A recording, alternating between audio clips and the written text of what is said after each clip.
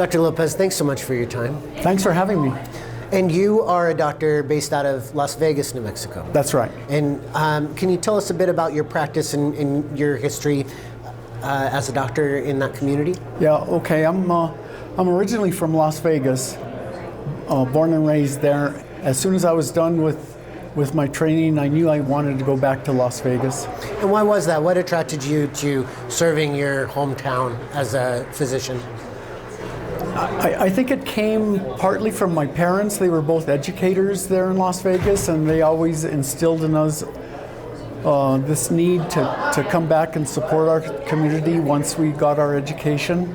So we all did, all my siblings. And so what has it been like recently? What has your experience been, maybe since you started practicing medicine in Las Vegas compared to today? And what are you hearing from your colleagues as well? So I came back and started practice in 1981, and I've been continuously practicing in Las Vegas for 44 years now, 44 and a half years. Originally it was, we had a good community of physicians in Las Vegas. We had lots of people. Most physicians were in private practice back then.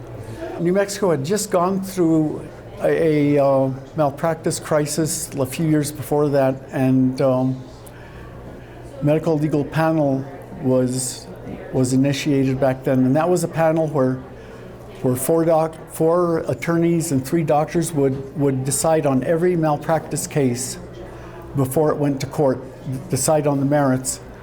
And that system worked for years and years.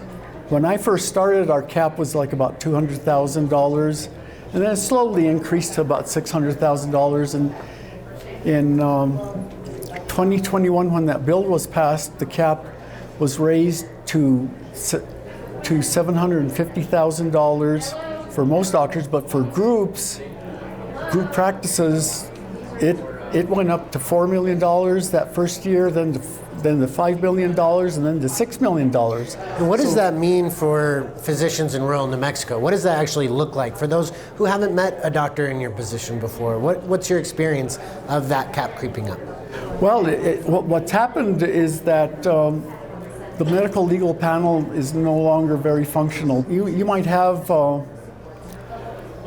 malpractice firm file like 100 frivolous cases, and they'll take them all to court knowing that if they settle just one, they've made all their money.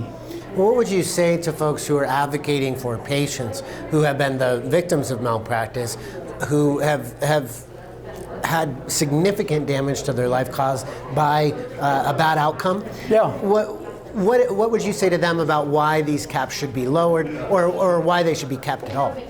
Well, I think they need to be lowered, and we need more malpractice reform to try to attract physicians, quality physicians into New Mexico. Right now we cannot. I've been trying to recruit a partner since my original partner, Dr. Elliott, retired 6 years ago, and I've not been able to attract anybody. People from out of state come in and they're very interested, and then when they see the malpractice climate, they decline.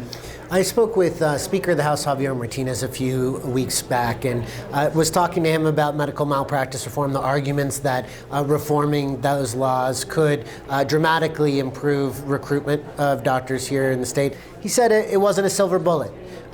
Do you believe that it is the thing that needs to get done, or would really resolve this issue, or is there a lot more going on? I think there's a lot more going on, but I think that's the main issue.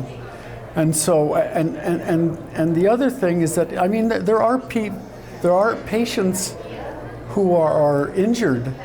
You know, they're victims of unfortunate outcomes. And the fact of the matter is that they get gouged by the trial attorneys anyway. What we are seeing is a cap on punitive damages and an increase of the burden of proof that would be required. How do you feel about that bill? Yeah, I support that.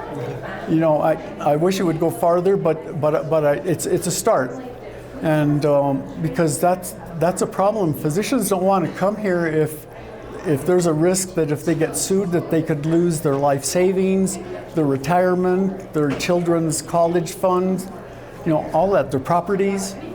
It's a big risk.